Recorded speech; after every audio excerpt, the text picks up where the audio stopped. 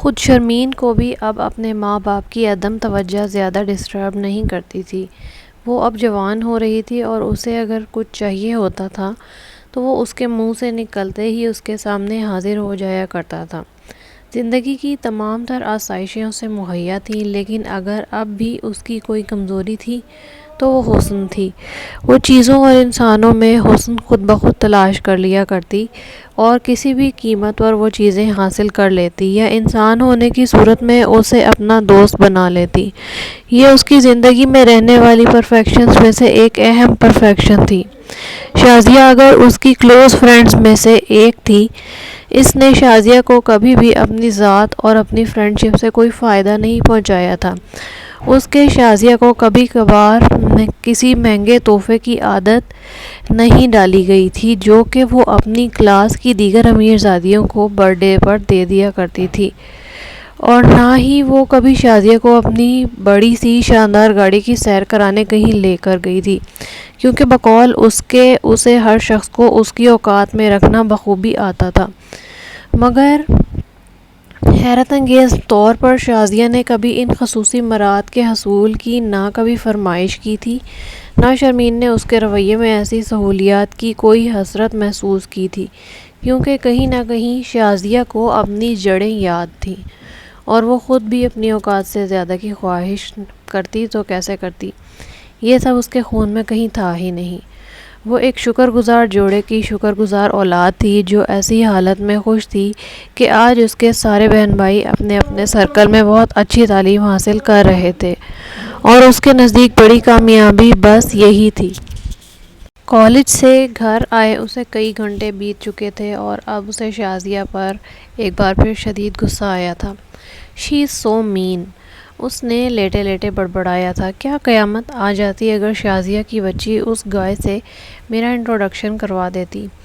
کل اچھی خبر لوں گی اس کی، اس نے دل ہی دل میں سوچا تھا۔ شازیہ کو اس نے اگلے دن پہلے لیکچر سے قبل ہی کلاس سے باہر نکال لیا تھا، اور اب وہ انتہائی غضبناک انداز میں اس سے پوچھ رہی تھی، تمہارا اصل میں مسئلہ کیا ہے، مجھے سچ سچ بتاؤ۔ اس کی یہ بات سن کر شازیہ ہکا بکا رہ گئی۔ کون سا مسئلہ، کیا ہوا ہے؟ لمبی چوڑی تمہید باندھنے کے بعد اس نے شازیہ کو اپنی ناراضگی کی اصل وجہ بتا دی۔ شازیہ نے حیران ہوتے ہوئے کہا، بس اتنی سی بات تھی جس کی وجہ سے تم نے آج میرا ہسٹری کا لیکچر مس کروا دیا ہے؟ تمہارے لیے ہوگی یہ اتنی سی بات، میرے لیے میری انا کا مسئلہ بن گیا ہے۔ شرمین تقریباً چلائی تھی، ٹھیک ہے یار، آج کروا دوں گی تمہارا انٹرو میں علی بھائی سے۔ علی، کتنا خوبصورت نام ہے۔ شرمین بڑبڑائی، پھر اچانک اسے کچھ یاد آیا، تو کیا تمہارا بھائی آج بھی نہیں آ رہا تمہیں پک کرنے؟ نہیں، فرقان بھائی اور ابا جان کل گاؤں میں ہی رکے تھے، آج بھی پکا نہیں ہے کہ وہ واپس آ جائیں۔ اوہ دیٹس گریٹ، شرمین خوشی سے چلائی۔ شازیہ کو جیسے سانپ سونگھ گیا، اس میں گریٹ کیا ہے؟ اس نے کافی دیر تک شرمین کو اپنے بیگ سے اسکارلٹ کیوٹکس نکالتے اور اسے اپنے لمبے خوبصورت تراشے ناخنوں پر ایک ادائے دل ربائی سے لگاتے دیکھ کر پوچھا تھا، ارے تمہارا لیکچر مس نہیں ہو رہا اب؟ چلو چلو جاؤ، ورنہ سر نعیم تمہیں کلاس میں نہ پا کر سارا کالج چھاننے بیٹھ جائیں گے۔ شازیہ کو شرمین کی انگلیوں سے دھیان ہسٹری کی کلاس کی طرف مبذول ہوتا محسوس ہوا، اور وہ سر پر پاؤں رکھے سیڑھیوں کی جانب دوڑ گئی۔ اسٹوپڈ گرل، شرمین زیر لب بڑبڑائی تھی۔ شرمین نے کالج کا سارا وقت شازیہ کو بالکل ڈسٹرب نہیں کیا تھا، اور اب کالج ٹائم ختم ہو چکا تھا۔ وہ کسی ننھے بچے کی طرح شازیہ کے پاس چپ چاپ آ کر بیٹھ گئی۔ شازیہ آج بھی لائبریری میں اسی طرح بیٹھی ہوئی تھی، مگر شرمین اپنے شدید غصے کے باوجود بہت حد تک مہذب نظر آ رہی تھی۔ اس نے کافی دیر شازیہ کو نوٹس بنانے کا موقع دیا، اور جب اسے لائبریری کے ماحول سے خوف آنے لگا تو بالآخر اس نے شازیہ کے پاؤں پر زوردار پاؤں مارا۔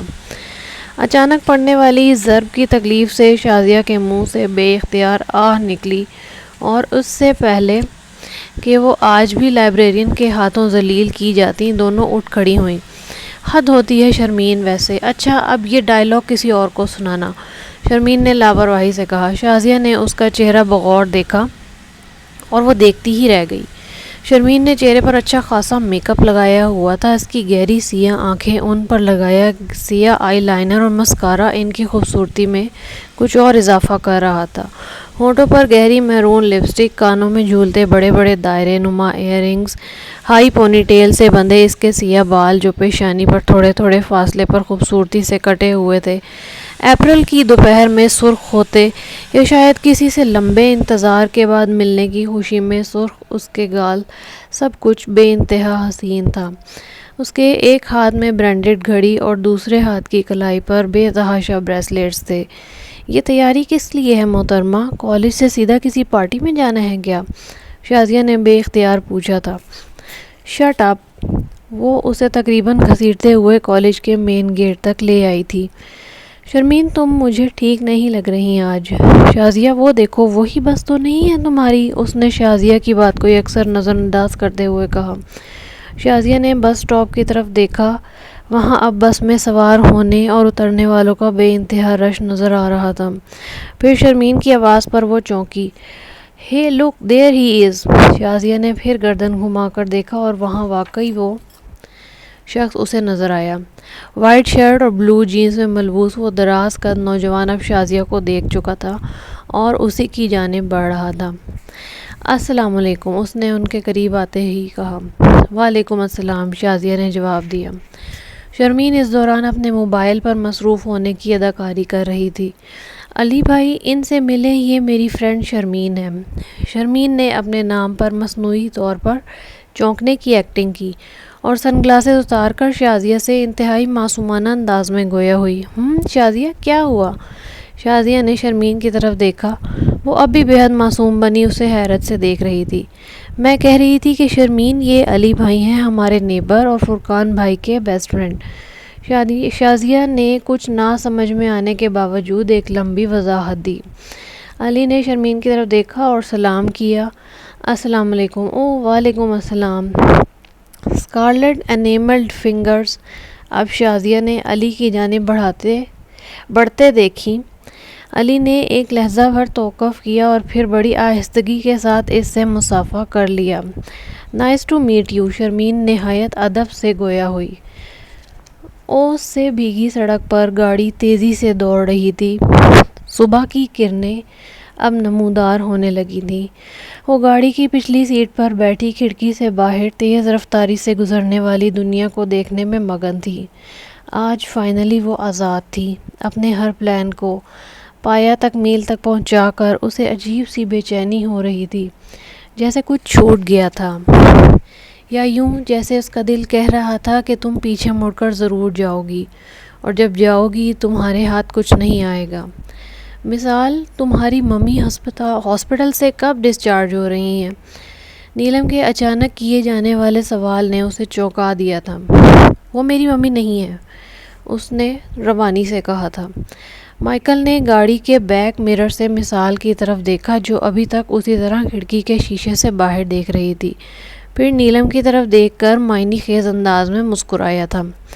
تھوڑی ہی دیر میں وہ لوگ بس اسٹیشن پر موجود تھے. لاہور اسٹیشن پر میرا کزن تمہیں ریسیو کرنے آئے گا.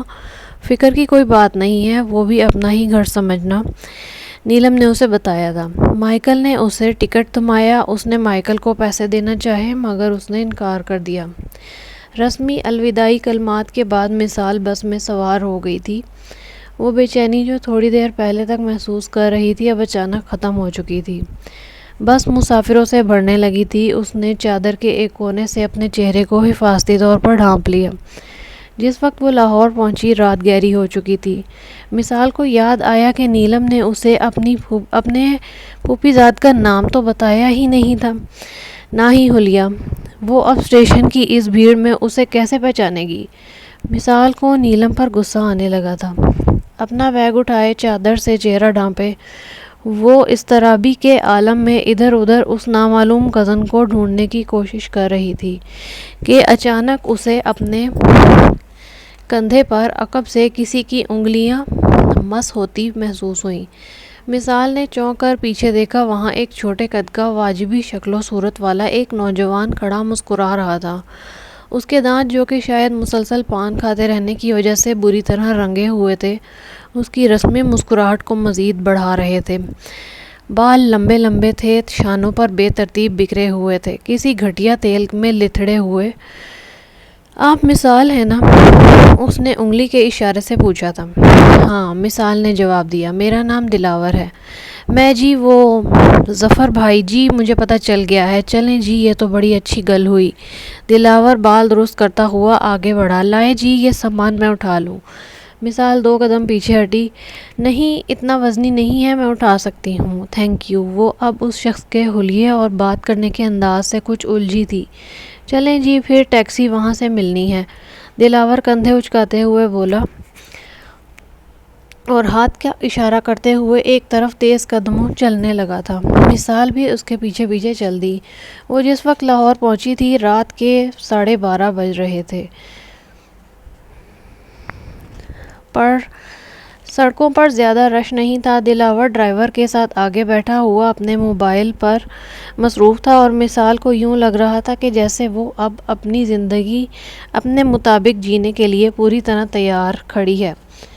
وہ دل میں نیلم اور اس کے بھائی مائیکل اور اس کے والد ظفر پطرس کی احسان مند ہو رہی تھی کہ ان لوگوں نے اجنبی ہونے کے باوجود اس کی خواہش کے احترام میں نہ صرف اس کا ساتھ دیا تھا بلکہ اس کی بھرپور مدد بھی کی تھی۔